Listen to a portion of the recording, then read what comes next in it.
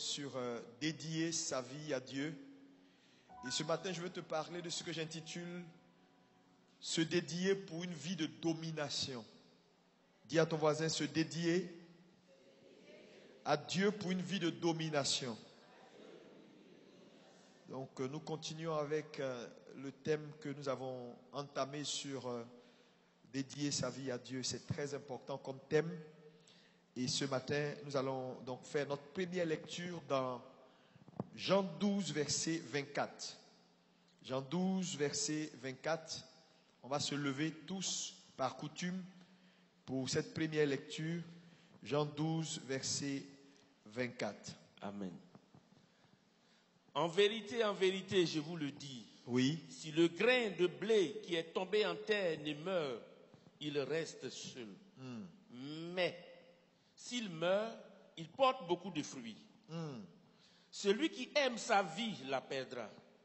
Et celui qui hait sa vie dans ce monde la conservera pour la vie éternelle. Amen. Celui qui aime sa vie la perdra. Celui qui hait sa vie la conservera. C'est qu'il est en train de nous dire, si un homme s'aime, il doit accepter de perdre cette vie-là. Parce que si tu ne perds pas ta vie, ça veut dire que tu ne t'aimes pas. Et tu vas comprendre pourquoi il dit ceci. Celui qui aime sa vie doit la perdre. La perdra ou doit la perdre. Tu dois perdre cette vie. Tu dois mourir si tu t'aimes. Que Dieu bénisse sa parole. Veuillez vous asseoir. Alléluia. Ce matin, je veux que tu ouvres tes oreilles et que tu sois attentif à la parole de Dieu. Vous savez, j'ai compris beaucoup de choses par la grâce de Dieu. Et ce matin, ce thème est pour moi le message. Le message. Alléluia. Jésus dit donc, si le grain de blé ne tombe et meurt, il demeure seul. Mais s'il tombe et meurt, il n'est plus seul. Alléluia. Et nous avons dit dédier donc sa vie pour une vie de domination. Et le message précédent, nous avons expliqué ce que c'est que dédier sa vie à Dieu. J'ai dit un certain nombre de choses sur lesquelles je vais revenir pour que tu puisses avoir le fil des idées en place. J'ai dit ceci, que lorsque nous donnons ou lorsque nous acceptons Jésus-Christ dans notre cœur, nous devenons enfants de Dieu. Et lisant Galates 3, verset 29, la Bible dit, si vous êtes en Christ, vous êtes désormais quoi? La semence d'Abraham, héritier selon la promesse. Si vous êtes en Christ, vous êtes la postérité d'Abraham. Et j'ai dit, la notion de postérité et la notion de semence ont la même racine. Donc un homme est la semence de son père. Un homme est la postérité de son père. Les deux mots sont interchangeables. Et donc, tout enfant de Dieu né de nouveau devient, selon la parole de Dieu, une semence. Mais pourquoi Dieu fait de nous une semence? Parce que lorsqu'on donne notre vie à Jésus, qu'on est de nouveau, Dieu imprime dans notre esprit un potentiel. C'est-à-dire un condensé de notre futur, un condensé de ce qu'il veut faire de nous, un condensé de ce qu'il a pour nous comme vision. Mais c'est seulement la semence qui a la capacité de porter un potentiel. Voilà pourquoi, quand on est de nouveau, on devient semence. Dis avec moi, je suis la semence de Dieu. C'est pourquoi on appelle la parole de Dieu semence, parce qu'elle porte quelque chose d'invisible qu'on appelle potentiel. Donc chaque parole de Dieu que vous voyez dans la Bible est une semence parce qu'elle a la capacité en elle-même de s'accomplir ou de sortir son contenu. Dis encore, je suis une semence. Au plus fort. C'est important pour vous, en tant qu'enfant de Dieu, d'avoir cette prise de conscience que vous êtes devenu une semence. Quand tu dis je suis devenu une semence, ce que tu dois avoir dans ton esprit, Dieu a imprimé en moi quelque chose, un potentiel, quelque chose qui doit sortir. Alléluia. Parce que lorsque je te présente une semence, la semence ne te sert à rien jusqu'à ce que ce qui est dedans sorte. Si je vous présente une semence un noyau de mangue, ça va te servir à quoi un noyau de mangue? Mais en voyant le noyau de mangue, tu vois l'arbre ou le manguier et puis en même temps tu vois les fruits. Donc c'est seulement quand la semence se réalise qu'elle devient utile. Ça veut dire, si par ta naissance tu es devenu semence désormais en Jésus, tu n'es pas utile jusqu'à ce que tu te réalises.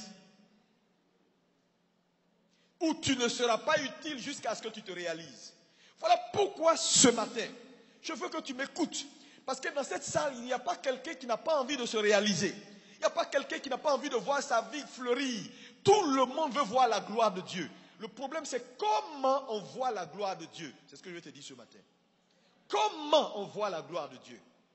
Comment on devient une bénédiction pour sa génération? Quelqu'un me dit un bon amen. Marc 4, verset 30. Alléluia. Fais-moi cette lecture. On peut le mettre sur également l'écran pour que nous puissions suivre. Il dit encore. À quoi comparerons-nous le royaume de Dieu? À quoi comparerons-nous le royaume de Dieu? Ou par quelle parabole le représenterons-nous? Il est semblable à un grain de sénévé.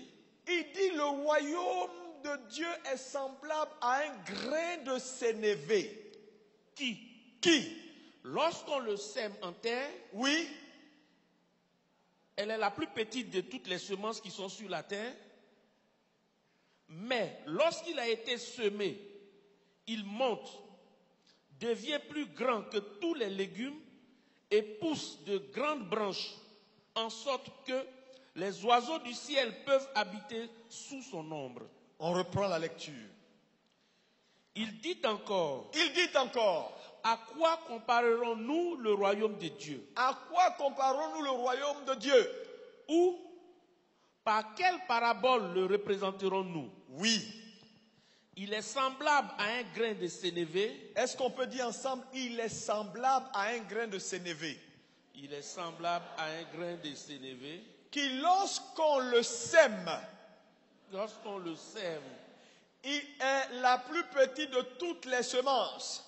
Qui est la plus petite de toutes les semences. Plus fort. Il est la plus petite de toutes les semences. Il est la plus petite de toutes les semences. On fait une pause.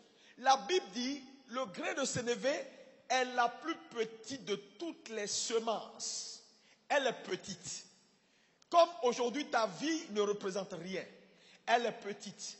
La vie que tu as n'est pas celle que tu as toujours voulu. Elle est petite.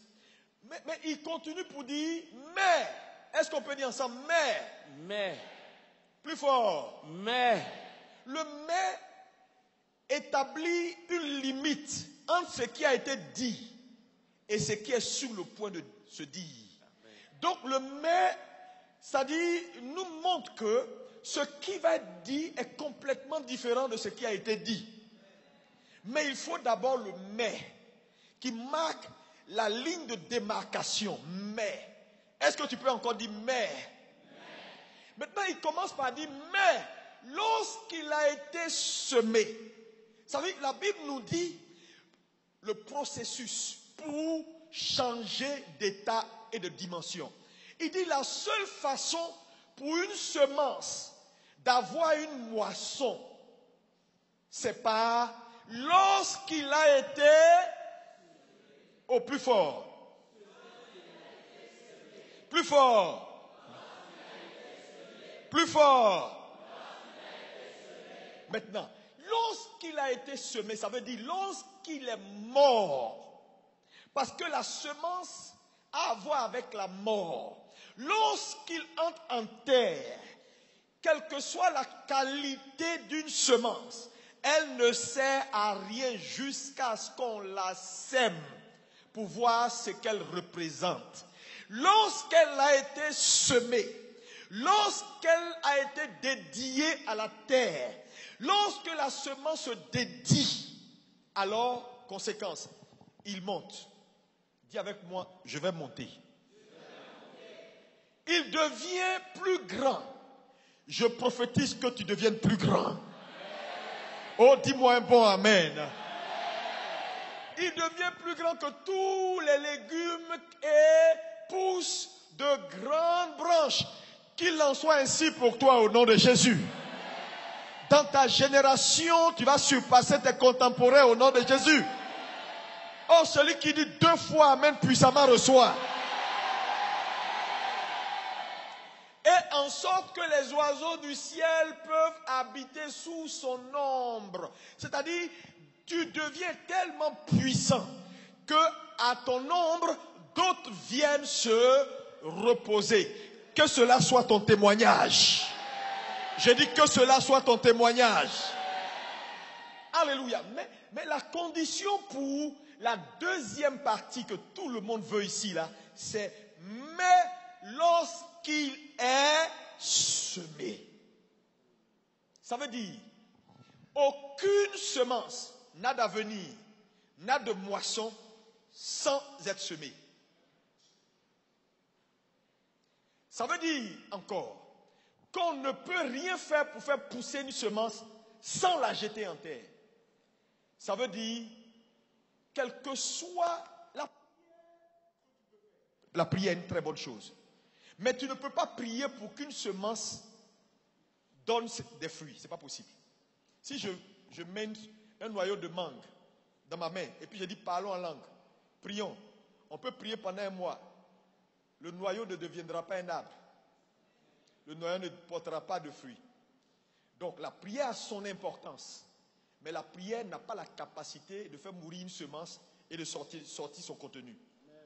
Ça veut dire, Dieu nous montre la voie unique. Voilà pourquoi la Bible dit, étant Dieu, il n'a point considéré comme une proie arrachée d'être égal à Dieu, mais a décidé lui-même de s'humilier et d'aller jusqu'à la mort de la croix. Donc, Jésus, en acceptant de venir sur la terre, a compris que le seul moyen de me multiplier, le seul moyen de sortir ce qui est en moi, c'est mourir. Oh, quelqu'un ne dit pas amen. Quelqu'un ne dit pas amen. Tout autre évangile est un faux évangile. Frère, méfiez-vous. Faites attention. Voilà pourquoi vous devez comprendre que c'est essentiel de réellement se dédier à Dieu. Ça veut dire quoi se dédier à Dieu? Se dédier à Dieu, le mot dédié, c'est une vie de consécration à notre Seigneur qui va jusqu'à la mort. C'est ce mot-là, les gens ne veulent pas entendre. Donc, se dédier, c'est accepter de se consacrer, c'est un dévouement qui va à la mort, à notre Dieu et à son œuvre. Ça veut dire, un chrétien qui n'est pas prêt à mourir pour Jésus et son œuvre n'est pas dédié.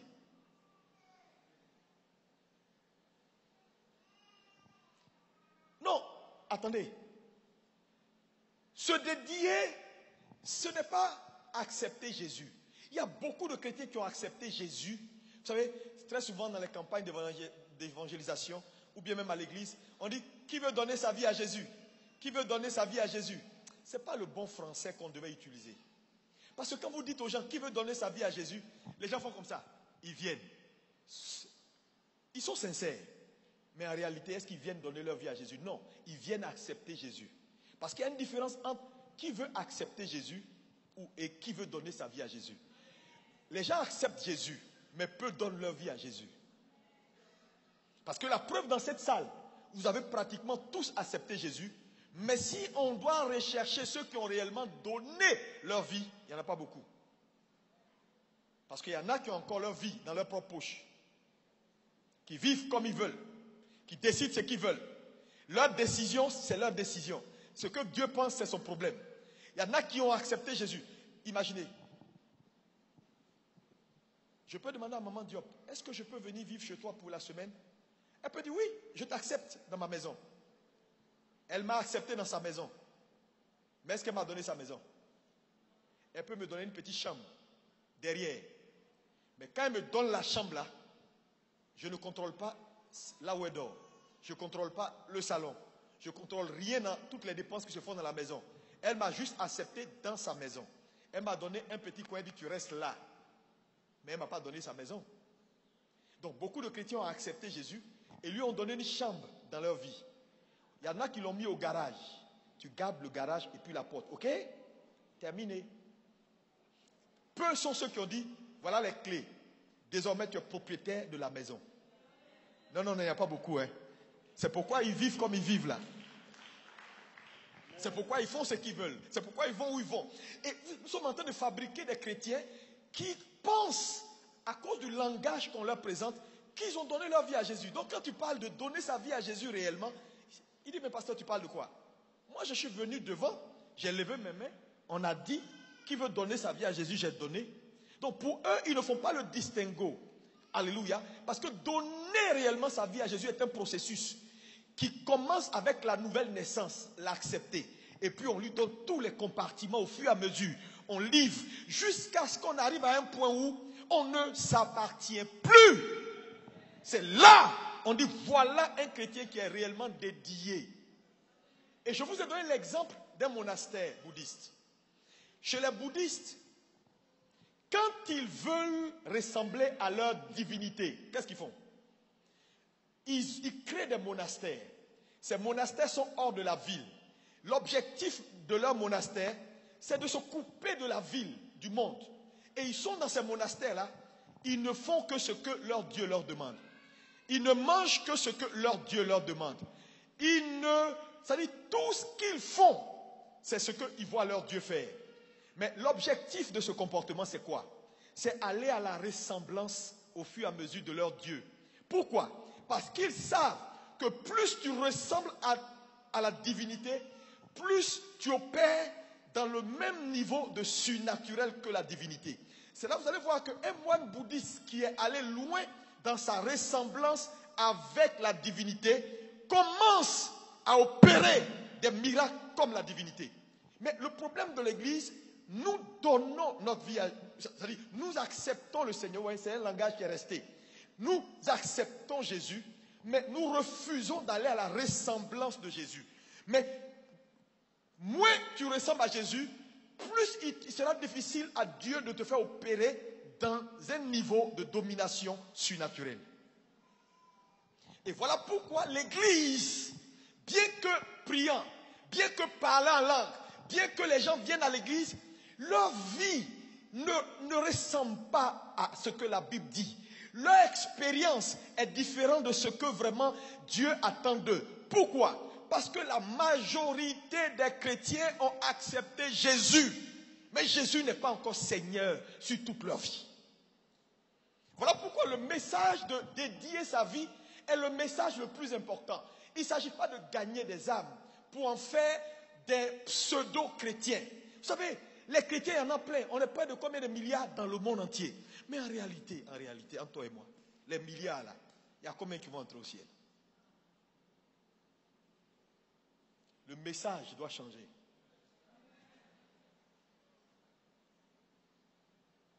Ce matin, tu dois dédier ta vie. Parce que c'est la seule chose qui peut mettre à mort une semence. C'est pourquoi Jésus dit, dans Jean 12, verset 24, il dit, si le grain de blé ne tombe et ne meurt, il demeure seul. Mais s'il meurt, quoi? Il n'est plus seul, il porte beaucoup de fruits. Mais la Bible dit, cette déclaration, il parlait de lui. Moi, Jésus, je suis le grain, je suis la semence. Si je ne tombe en terre pour mourir, je demeure seul. Mais si je meurs, le but que Dieu a assigné à ma destinée s'accomplira. Je vais ressusciter avec une multitude. Et vous êtes là aujourd'hui. Pourquoi? Parce qu'il a décidé de se dédier Dis à ton voisin, tu dois te dédier ce matin. Oh, dis-lui ça fort. Encore plus fort. Alléluia. Dis-lui, tu dois te dédier ce matin.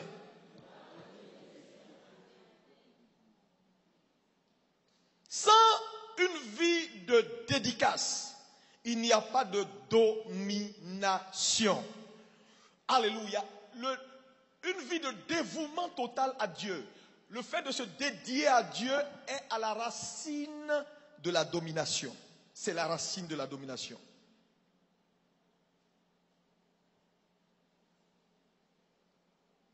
Rien ne peut transformer une semence si ce n'est la mort. Dis à ton voisin, tu dois mourir ce matin. Hein?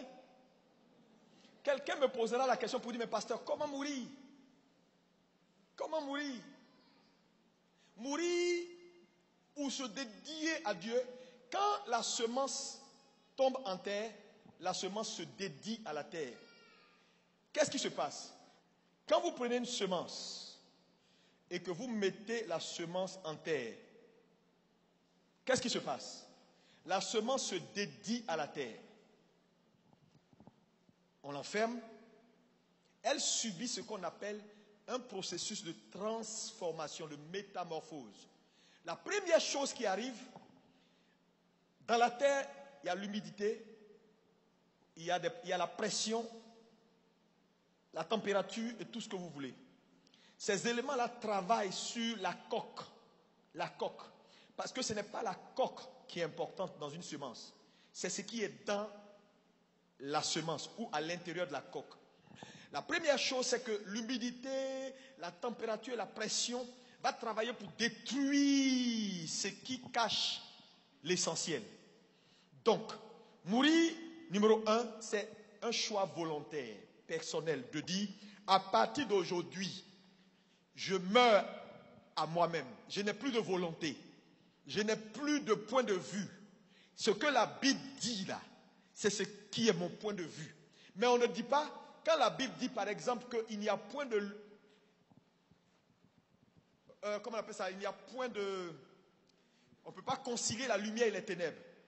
Qu'y a-t-il entre Christ et Bélial? La lumière et les ténèbres.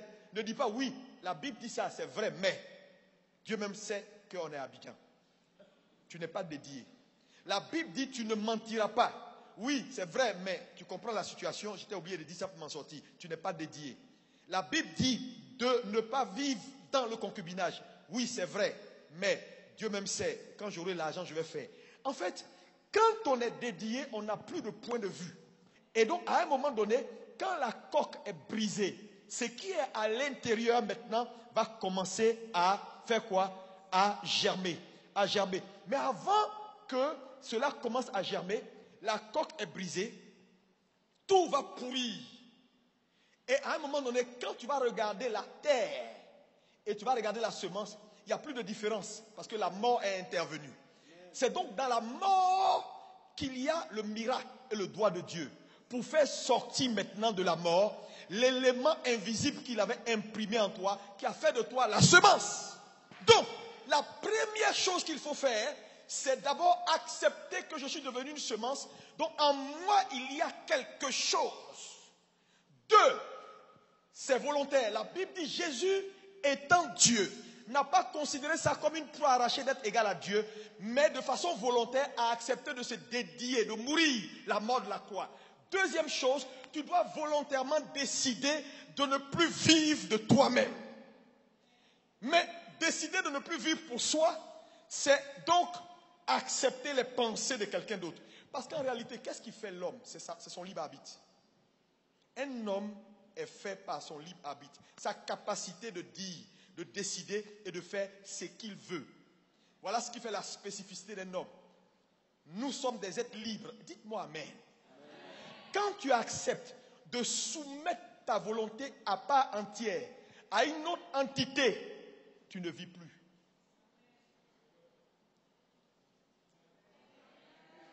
Tape ton voisin, dis tu es trop vivant.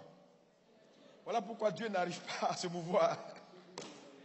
C'est pourquoi quand on veut opérer quelqu'un, on l'endort. C'est une sorte de mort. Parce que 2 personnes, le médecin ne peut pas être éveillé et puis toi éveillé. L'opération ne se passera pas bien.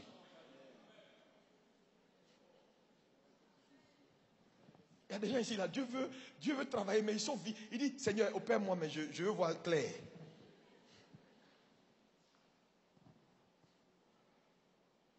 Ils ont toujours leurs idées. Moi, je pense que, tu as pensé que jusqu'à là, ça t'envoie où? Tu t'en sors pas. Toujours tu penses que. Tu te lèves, tu vas ici. Il y a des gens qui voyagent une semaine, personne n'est au courant. Parce qu'ils font, c'est leur vie quoi. C'est ma vie, j'envoie ma vie où je veux, je fais ce que je veux. Même quand Dieu leur donne des ressources, il dit mon argent. Quand on dit bon, l'église a besoin de ça, Dieu lui parle. Il dit oui mais Seigneur tu as dit mais moi je pense que j'ai mes priorités. Frère, quand on est mort pour soi, on n'a plus de volonté. On fait ce que le maître dit. C'est ça d'abord. Quelqu'un me dit amen. Oh je vois ta vie transformée au nom de Jésus. Je dis, je vois ta vie transformée au nom de Jésus. Nous n'avons plus d'hommes et de femmes dédiés aujourd'hui dans l'église. Hein? Mais regardez. Et j'ai compris que c'est le chemin de la gloire. Tu ne verras pas la gloire de Dieu jusqu'à ce que Dieu prenne le contrôle. Ce n'est pas jeûne et prière. C'est bon. Ça va t'aider. Ça va ouvrir ton esprit. Ça va agir sur toi. Mais c'est ton choix personnel. Il y a des gens ici, là, s'ils ont réunion ce dimanche-là, ils ne viennent pas à l'église. Tout ce qui peut te faire mettre Dieu en second plan, te contrôle.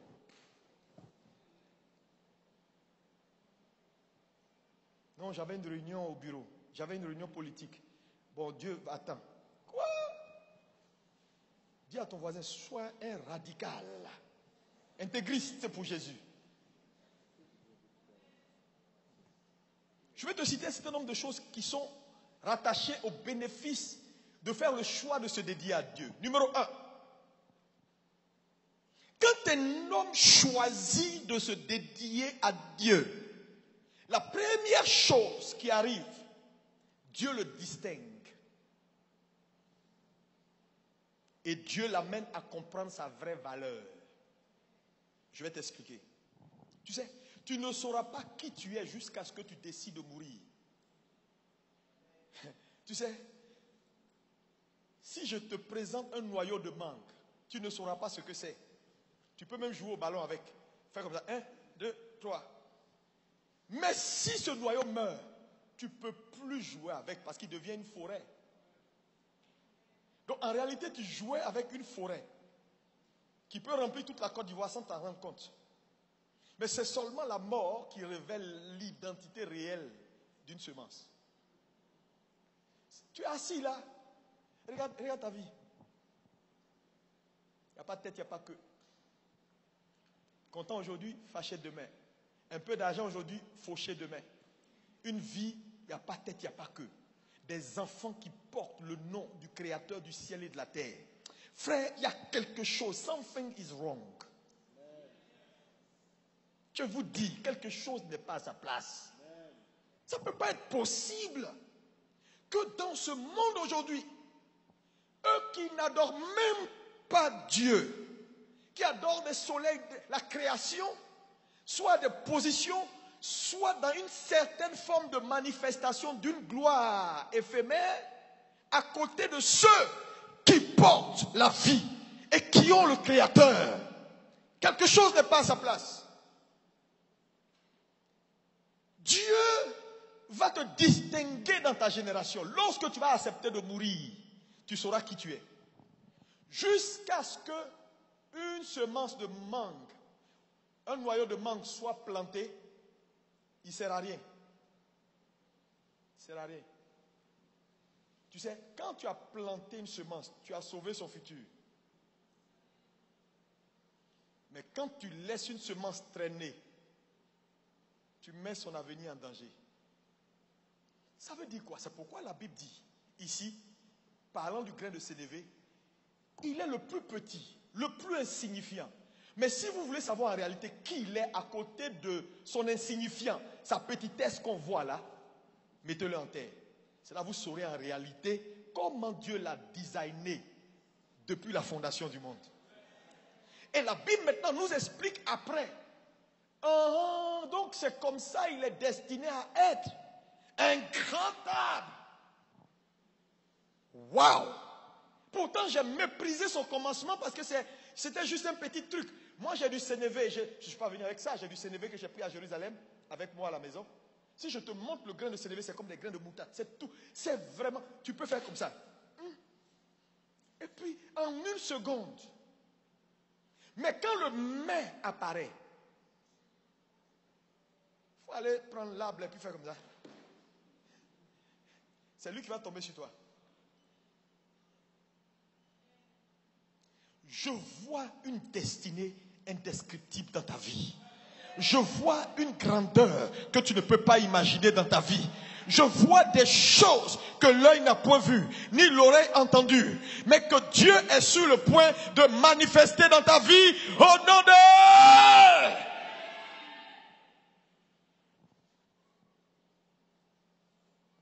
Waouh! Mais s'il est semé, donc la première chose, c'est lorsqu'un homme décide de se dédier à Dieu réellement, de mourir à soi, comme la semence meurt ou se dédie à la terre, il est distingué et sa vraie identité apparaît. Qui es-tu? Demande à ton voisin, qui es-tu? Non, demande-lui sincèrement. Parce qu'en réalité, tu ne le connais pas. Oh mon Dieu, mon Dieu, mon Dieu, mon Dieu, mon Dieu. Si, quel homme on peut prendre, on peut citer un exemple aujourd'hui, disons, je suis en train de voir, si Einstein était assis à côté de toi aujourd'hui, tu sais qu'il est Einstein, celui qui a fait toutes ces inventions et dont le nom aujourd'hui est devenu une icône. Mais, il y a peut-être, disons, à sa naissance, quand il avait 1 an, 2 ans, 3 ans, 4 ans, tu pouvais le regarder et ne pas savoir que c'est le grand Einstein. Qui es-tu? Dans 50 ans, dans 30 ans, dans 20 ans, qui es-tu réellement? Malheureusement, il y a des gens qui vont partir sans jamais révéler ce que Dieu avait dans sa pensée. Quand il disait, j'envoie dans ce monde Baï Pulchéri. Voilà ce qui est dans ma pensée. Malheureusement, pour certains, ils partiront vers le Seigneur sans jamais imprimer le potentiel que Dieu a mis en eux. Quel drame. Il y a des gens ici, tu dois sortir des orphelinats comme jamais homme l'a construit. Tu dois faire des choses pour Jésus comme jamais homme l'a fait. Tu dois financer l'évangile dans des villages reculés comme jamais homme l'a fait. Mais pour que tu arrives à là, et que désormais le nom que tu portes, parce que le nom en réalité d'un homme est l'expression de son mandat. On a appelé Moïse à un moment donné le meurtrier. Mais en fait ce nom-là n'était pas son nom. Son nom c'était le libérateur. Il est né, il a été designé pour libérer. Mais quand il était encore en Égypte, dans la maison de Pharaon, frappant des Hébreux, il était encore le Moïse meurtrier. Mais quand il a accepté de passer par le désert, qui est un symbole de la mort, quand il est mort, ce qu'il devait être est sorti. Je prie que ce que tu es sorte au nom de Jésus. Je dis que ce que tu es sorte au nom de Jésus. Qu'ici, la fin de l'année, que Dieu sorte de toi des choses qui vont te distinguer dans ta génération au nom de...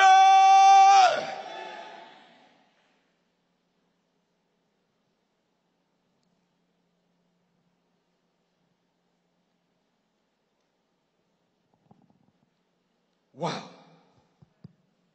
Quelqu'un me dit Amen. Amen. Au plus fort, Amen. Amen.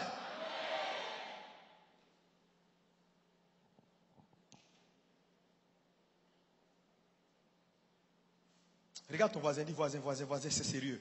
Commence à lui dire c'est sérieux. Commence à lui dire c'est sérieux. Dis-lui c'est sérieux, dis-lui c'est sérieux. Dis-lui c'est sérieux, dis-lui c'est sérieux. Alléluia. Alléluia. Moi je ne suis pas satisfait. Tout ce que vous voyez là, ça ne me dit rien du tout. Si toi tu es impressionné, que Dieu te bénisse. Moi, je suis le dernier à être impressionné. Quoi, ça, tout ça? C'est même pas le... Je dis, le tiers même est beaucoup de mon potentiel. Mes prières en ce moment, vous savez c'est quoi? Seigneur, la force dans mes mains, la vie éternelle, parce que j'ai beaucoup à faire. Ça là, c'est béaba. Il y a des gens ici, Dieu va sortir de toi. Hey, tu vas choquer le monde. J'ai dit, tu vas choquer le monde. Tu vas choquer le monde. Tu vas choquer les hommes. Est-ce que tu sais qui tu es? Tu sais, les gens pensent que c'est pourquoi on parle de la bonne volonté de Dieu, l'agréable volonté de Dieu et la parfaite volonté de Dieu. Il y en a qui vont s'arrêter à la bonne volonté de Dieu. Certains vont pousser jusqu'à l'agréable volonté de Dieu. Mais il y a des lions ici, ils vont dire jamais. Aïe, aïe, aïe, aïe, aïe, aïe. Dis-moi amen, c'est moi, de moi il s'agit. Hey, j'ai dit qu'ils vont pousser jusqu'à la parfaite volonté de Dieu. Qui vont sortir des choses, mon ami, des choses que œil n'a point vues, ni oreille entendu. Qu'il en soit ainsi pour toi, au nom de...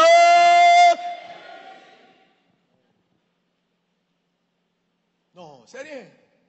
Tu vas envoyer l'évangile à un niveau où aucun patriarche n'a envoyé. Est-ce que tu crois ça? Si aujourd'hui Paul devait vivre, il allait quand même acclamer les renards bonqués là quand même pour dire waouh, formidable. Voilà des gens. Ils rassemblent millions. C'est-à-dire, quand ils font des rassemblements, c'est des millions de personnes. Ce qui n'a jamais été avant eux et peut-être après eux, on ne sait pas. Mais qui ont poussé la gloire jusqu'à un certain niveau. Frère, un homme comme Renard Bonquet, frère, ne jouez pas avec eux. Ils sont allés dans une communion avec Dieu. Ils sont tellement morts que Dieu leur a donné un revêtement spécial. Quand ils entrent dans une ville, ces villes chrétiennes, ces villes islamiques, leur manteau impose à tous les habitants, tu dois sortir. Les gens se demandent, mais attends, comment lui là, il fait? Nous on va là-bas. Il est allé à Kano, au nord du Nigeria. Plusieurs fois dans le nord. Les gens lui ont dit, tu viens ici, on va te tuer. Il est entré. Il ne fait pas affiche beaucoup. Il peut mettre une seule banderole. Frère, les anges entrent dans les maisons des gens pour leur dire, sortez, sortez, sortez. Comment? Frère, mais tout est une question de, quand tu meurs réellement, et quand tu permets à Dieu de se substituer à toi dans ta mort, frère, tu feras des exploits que jamais homme n'a fait. Ce que tu as fait, tout ce qu'on fait là, c'est trop commun. Non. À faire campagne d'évangélisation, il y a 10 000 personnes. Ça, il y a des multitudes. Il y a des gens sur cette terre, allant vers la fin des temps, qui vont faire des campagnes où il y aura toute une nation. Parce que quand il y a 4 millions de personnes rassemblées devant toi, c'est un pays. Et son fils, Daniel Kolanda, a reçu ce revêtement, ce manteau-là, il a ça. Partout il passe, sans effort. Ma prière pour toi, c'est que Dieu te donne un manteau. Que Dieu te donne un...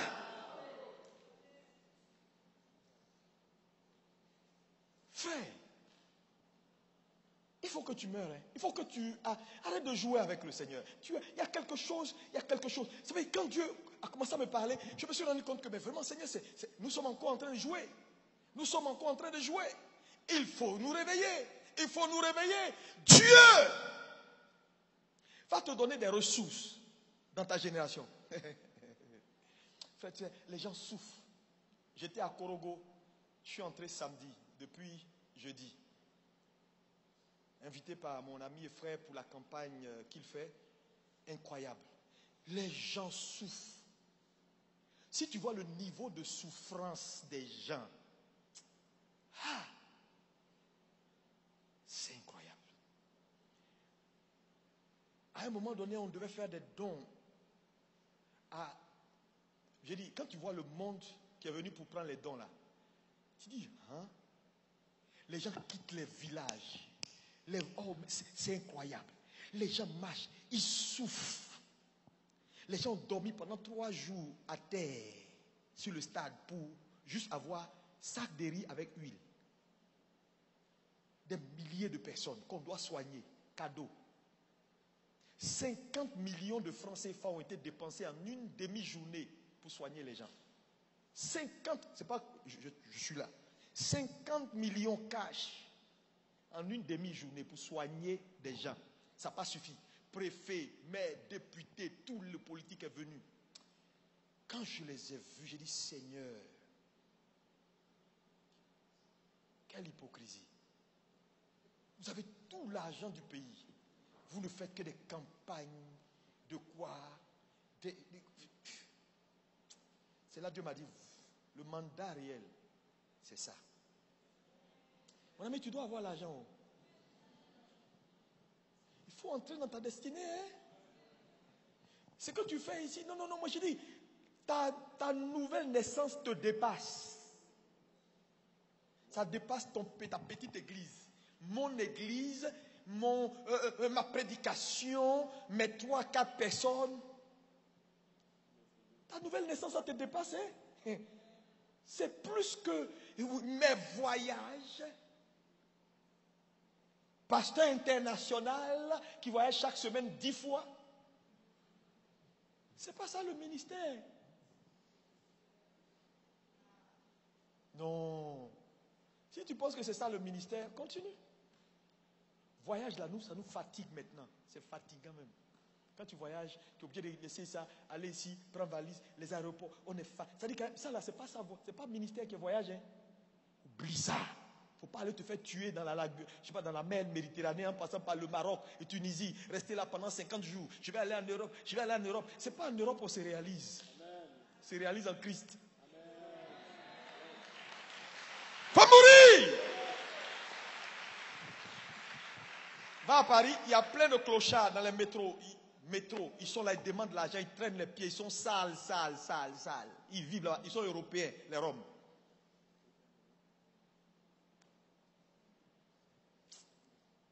Dieu va te distinguer dans ta génération. J'ai dit que Dieu te distingue dans ta génération. Que Dieu te distingue dans ta génération. Que Dieu te distingue dans ta génération au nom de Jésus. Hey! Le temps, c'est maintenant. Le temps d'être distingué, c'est maintenant. Dis-moi amen. Deuxième chose que te dédier va faire dans ta vie, c'est que lorsque tu vas accepter de te dédier réellement à Dieu, ton choix de te dédier à Dieu va te libérer de la frustration. Tu ne seras plus un chrétien frustré. Parce qu'il y a trop de chrétiens frustrés. Frustrés, ils sont assis là, ils sont amers. Ils n'ont rien. Les autres prospèrent et ils sont assis. Donc ils pensent que non, lui c'est parce qu'il a un bon patron. Ce n'est pas une affaire de bon patron. Même sous un mauvais patron, Dieu peut te donner la gloire. Dieu n'a pas besoin de quelqu'un pour te bénir. Dieu peut contourner n'importe qui pour te bénir. Est-ce que tu crois ça? Non, ton amen est bizarre. Oh, dis-moi un amen comme si tu es sauvé. Non, mon patron, il ne me paye pas. Ce n'est pas patron. Il faut te dédier, tu vas voir. Dieu va le contourner pour te lever. Dieu va te faire une rencontre. Ton patron ne sera pas là pour dire non, tu le rencontres ou tu ne le rencontres pas. Non. Aïe. La frustration vient quand nos attentes ne rencontrent pas ce qu'on a. C'est-à-dire, tu as une espérance, tu as des attentes. Mais ce que tu expérimentes et tes attentes, c'est le jour et la nuit. Tu es frustré. Et il y a trop, l'église est remplie de frustrés. Ils ont des attentes. Ils confessent des choses. Ils déclarent des choses. C'est comme un noyau de mangue. Il va rester frustré. On va dire, ce noyau-là, il est puissant. Il donne des mangues juteux. Les meilleurs mangues du monde, c'est ce noyau-là. C'est l'espèce qui est là. Mais ce Noël-là va rester frustré jusqu'à ce qu'un jour, quelqu'un le sème et qu'il pourrisse. C'est là où on verra tout ce qu'on a dit. Tu ne verras pas ce que tu recherches. Si tu ne prends pas la décision d'être un enfant de Dieu réel, quelqu'un qui a accepté Jésus, il y a beaucoup de gens qui sont là.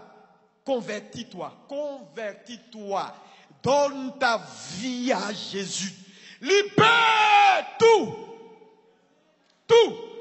C'est un message qu'on ne prêche plus. On a plein de chrétiens dans le monde, mais regardez l'impact. Il n'y a pas d'impact. Des frustrés. Des frustrés.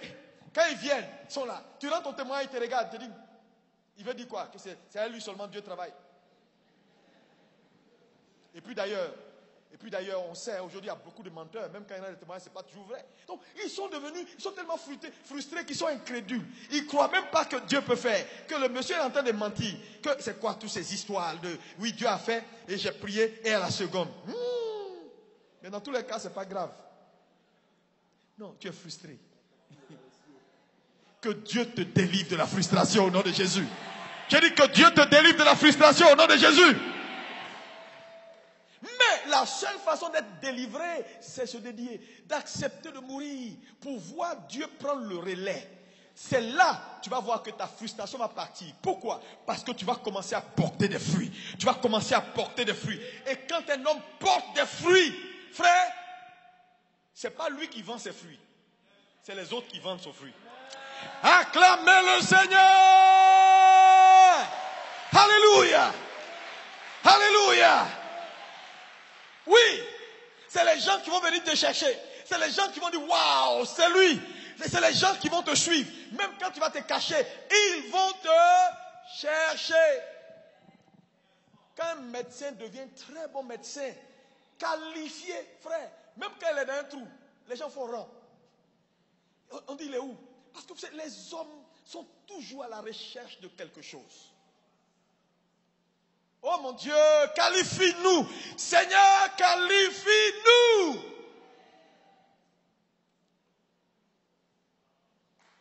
Alléluia. Dieu va te sortir de ta frustration. Je te dis la vérité. Ce n'est pas une affaire de micmac. Ce n'est pas une affaire de courir. C'est une affaire de... Mon ami, laisse Dieu prendre le relais. Tu n'as plus de volonté. C'est Dieu qui contrôle. Je te dis, en un temps record, quand tu ne t'attends même pas, tu vas voir des choses. Frère, les gens vont te demander comment il a fait. Frère, ton habit a changé. Parce que la semence qui meurt, ce n'est pas elle qui sort.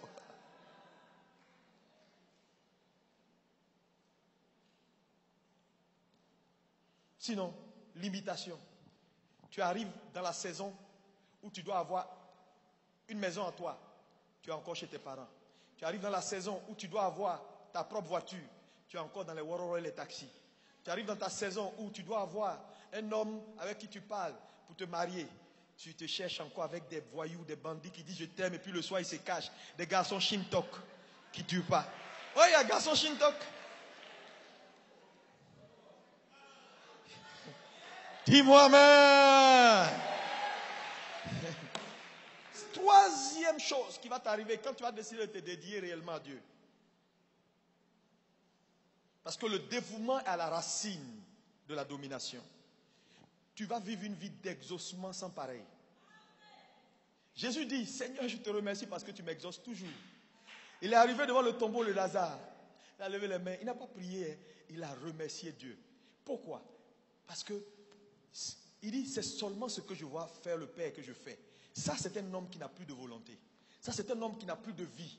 Qui ne fait que ce qu'il voit. Je vous ai dit, c'est là ça commence. J'ai plus de vie. Si Dieu dit, on arrête le culte maintenant là, j'arrête. Fâche-toi, pas fâcher, j'arrête. Parce que je ne vis plus pour moi, je vis pour quelqu'un d'autre. Donc, quand on abandonne sa vie réellement, on n'a plus la responsabilité de cette vie-là. C'est celui à qui on soumet la vie qui a désormais la responsabilité et le contrôle. Maintenant, imagine-toi, tu soumets ta vie à l'être le plus puissant. à l'être le plus riche, imagine-toi si quelque chose va te manquer. Frère, il n'y a pas homme pour toi à Abidjan. Dis à ton voisin, il n'y aura plus homme pour toi.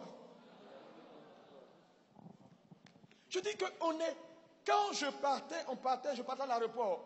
Avant d'aller à l'aéroport, à Korogo hier, il y a une dame qui est venue vers moi avec un regard, avec des pleurs, avec son enfant. Elle dit, pasteur, sauve-vous. C'est qu'elle a parlé là. Elle a parlé dans l'ignorance.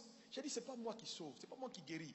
Mais en même temps, j'ai vu dans son regard, c'est-à-dire que l'espoir qu'elle portait sur moi, que si je m'arrête pour parler sur son enfant, quelque chose se fait dans le ciel. Pourquoi? Parce qu'à un moment donné, frère, à un moment donné, elle s'est dit, mais je vois que la main de Dieu est là. Et la compassion est entrée dans mon cœur. Mon cœur s'est brisé. Je me suis arrêté. Bien qu'on était en retard, j'ai prié pour elle. Et j'ai dit, que ta fille reçoive la guérison. Frère, mais ça m'a touché. Avec Dieu, on peut aller en classe supérieure. C'est-à-dire, on peut évoluer. Passer du CP1, CP2, CP1, aller au CM2, se retrouver au collège, sans être qualifié. Oui. Donc, on se retrouve dans l'église, il y a beaucoup de gens qui se sont retrouvés dans des positions, qui sont des vraies positions, mais qui n'ont jamais été qualifiés. Une position qu'on te donne ne te rend pas influent. C'est ta qualification qui te donne l'influence. Arrêtez de vous limiter. Dieu n'est pas limité. C'est fini ça, la limitation. Terminé. Non, moi, mon ministère, c'est d'amener les gens à donner leur vie à Jésus. Même si je suis pauvre, je marche à pied. Qui t'a dit ça? C'est toi qui es en train de te mettre dans une boîte de sardines. Continue. Tu vas bien faire l'œuvre de Dieu, mais tu vas souffrir. Et tu vas mourir vite. Là où Dieu aurait voulu que tu vives longtemps. Arrêtez de vous mettre dans des boîtes de sardines. Qu'importe là où vous êtes arrivé, dis, Seigneur, je veux voir ta gloire. Tu feras la gloire de Dieu.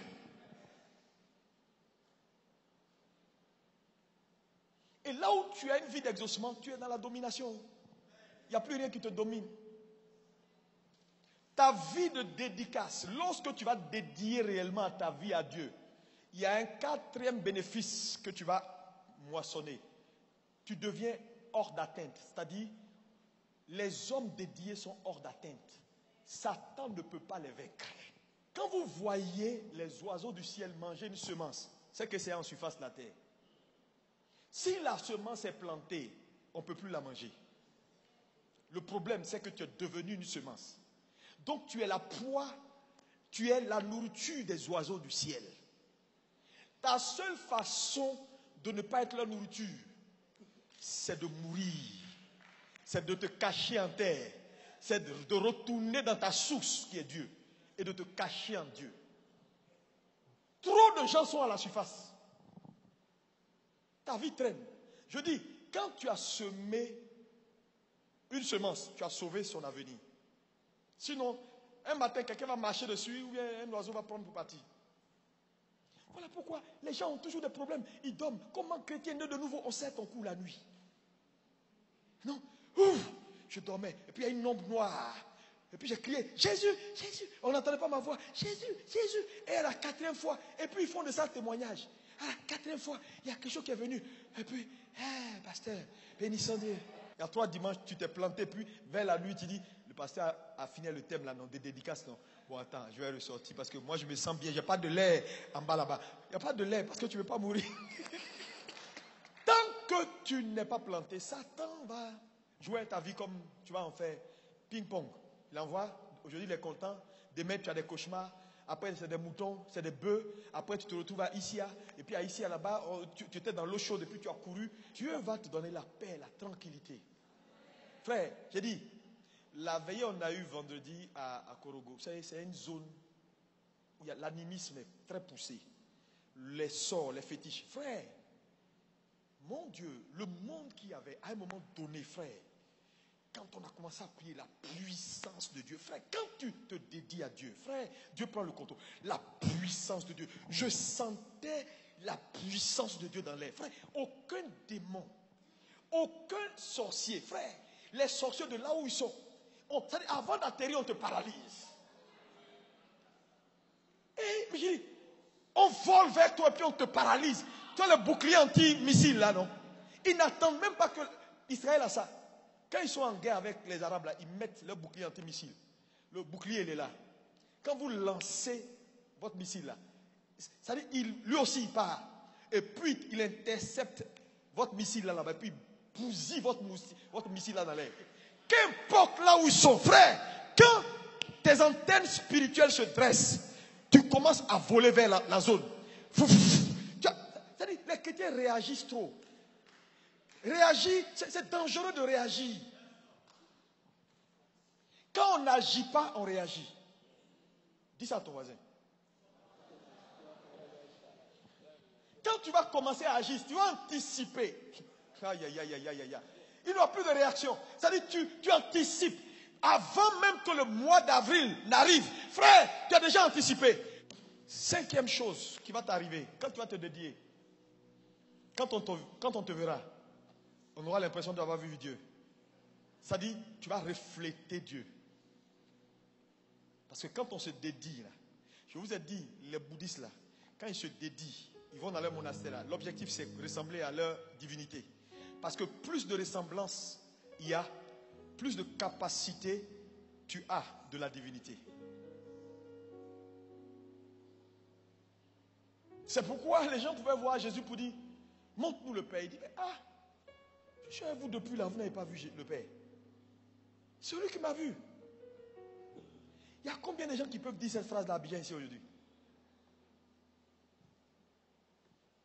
Il y a combien de pasteurs même qui peuvent dire ça? Celui qui m'a vu, a vu le Père.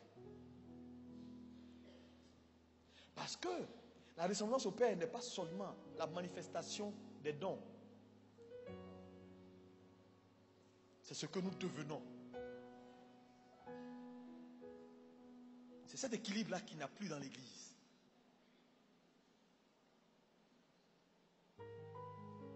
On devenant, on va dire, waouh, mais ça c'est... Les gens, je disais tout à l'heure au premier culte, vous savez, je vous dis la vérité, j'ai compris que tous les hommes nés de Dieu, Dieu a mis dans leur cœur sa représentation. Je dis, il n'y a pas un inconverti. Quand je parle qui n'a pas en lui la représentation de Dieu. Il peut ne pas connaître Dieu, mais il a la représentation de Dieu en lui. Ça veut dire quoi? Le jour où il voit quelqu'un qui est comme Dieu, il saura. Je te dis, c'est le problème du monde. Parce que je te dis, si le monde ne nous reconnaît pas, c'est parce qu'ils n'ont pas encore vu Dieu. On dit, oh, ils ne connaissent pas Dieu. Même quand on fait, ils savent pas. Mais c'est comme quand tu vas dans un magasin. Le rayonniste vient. Bonjour madame, est-ce que je peux vous aider à trouver ce que vous cherchez? Vous dites, non, non, non, merci. Parce que toi-même, tu ne sais pas ce que tu cherches. Mais quand tu verras ce que tu cherches, tu sauras que c'est ça en réalité que je cherchais, mais sans savoir vraiment ce que je cherchais. Ça ne t'arrive pas? Hein? C'est la même chose. Vous les voyez là. Non, non, non. C'est parce qu'ils n'ont pas encore vu Dieu en nous. Quand ils verront Dieu, frère, ils vont dire, c'est eux qui le portent. Je vois. Ils ne voient pas. Pourquoi? Ils voient tout dans l'église. Tout sur le visage des chrétiens, sauf Dieu. Parce qu'en fait, on n'est pas mort. Nos intérêts sont trop height. Nos ambitions sont trop height. Notre moi est trop height. C'est-à-dire que tout ce qu'on fait, c'est pas Dieu qu'on recherche en fait. On est venu vers Dieu pour ce qu'il peut faire de nous et nous donner, mais pas pour te ressembler là, non. C'est pas ça. Donne-moi l'argent, donne-moi ça, fais-moi ça, puissance je veux, mais toi, être comme toi.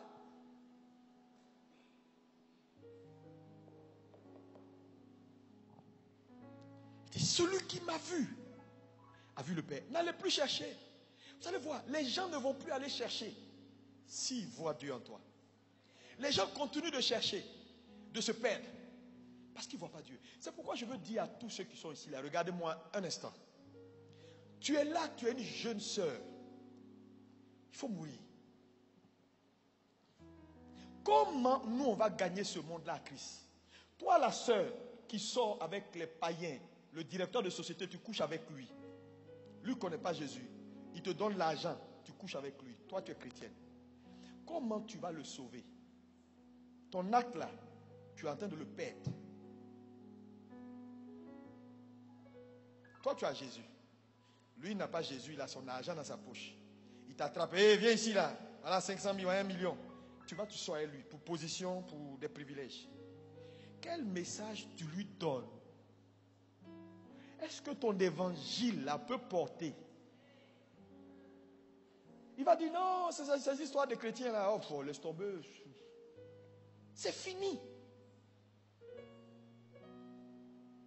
C'est fini.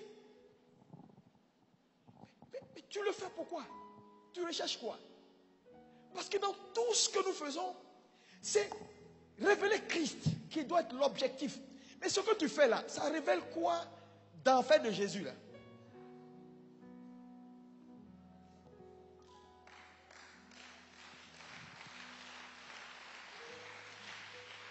Alléluia. Ou bien tu as une... C'est pareil, hein? Des soeurs qui sont des chrétiens qui sont des païennes, ou bien qui... Je ne sais pas, c'est un mélange. Mais je veux dire simplement que les choix que vous faites,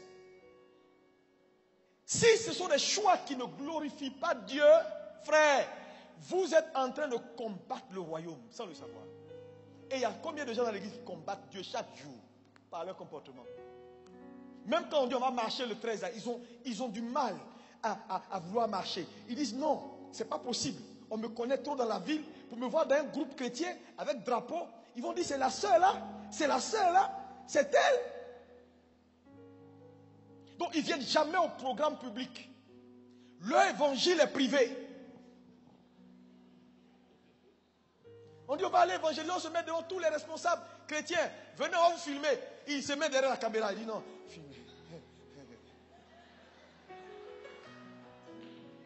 Tu n'as pas de témoin. Oh mon Dieu. Tu reflètes qui? Tu reflètes qui? Tu vis n'importe comment. On te voit dans les maquis, en train de voir. Oh Jésus, c'est quoi ça? Personne ne sait que tu es chrétien, c'est toi seul qui sais. Dans ton cœur.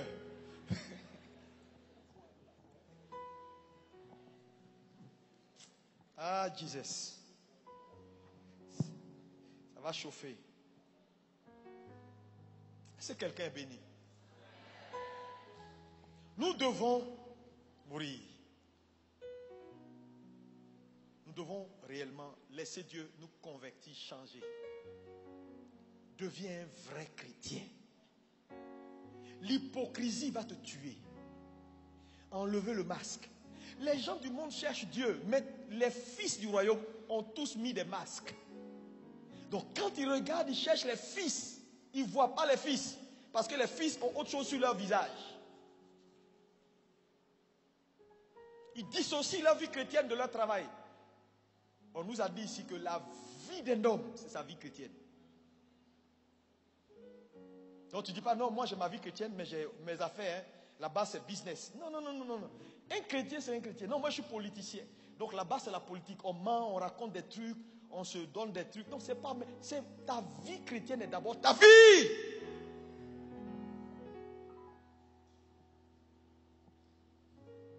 Les gens là, vous croyez qu'ils sont aveugles. Ils ne sont pas aveugles. Si vous voulez, un jour, quelqu'un va venir demander à ton patron, je cherche un chrétien qui va... Chrétien? Il va regarder, il va dire, bon, je ne sais pas, mais il y a une dame là. Elle est un peu différente quand même. Non, elle ressemble à... Parce qu'ils vont te dire, elle ressemble à une chrétienne. Je sais, son comportement. Parce qu'ils savent, quand ils voient, il y a des vertus. C'est seulement Dieu qui peut te les faire manifester dans un ensemble.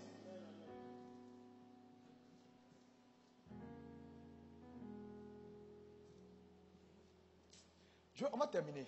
On va continuer dimanche prochain. J'ai aucun problème. Parce que je vais vous montrer maintenant dimanche prochain la racine d'une vie dédiée. Comment? Je vais vous expliquer les détails. Il ne faut pas rater le culte de dimanche prochain. Si tu veux comprendre comment sortir, comment devenir un vrai enfant de Dieu. Là, tu dois prendre une décision. Alléluia. L'argent, ça dit, le concubinage dans lequel tu as, il faut sortir. Le mari là, qui est chez toi, ce n'est pas ton mari, laisse tomber. Le truc là, laisse tomber. Fais la volonté de Dieu. Tu aimes quelqu'un, va à la mairie, va à la mairie. Tu n'as pas besoin de pimpan. C'est pas ça la vie. Le mariage est plus que pimpan. Va, signe papier. Même si c'est 15 000 francs, personne ne t'a vu, c'est pas grave. Tu as encore grain de sénévé. Mais, quand le maire va intervenir, les gens verront que tu es abre. Pas n'importe quelle sorte de abre. Mais, strong. Qui veut prier avec moi ce matin? Qui veut faire le choix d'abandonner la vieille et l'ancienne vie pour entrer en nouveauté de vie avec Dieu? On se lève. Commence à parler à Jésus. Emmanuel.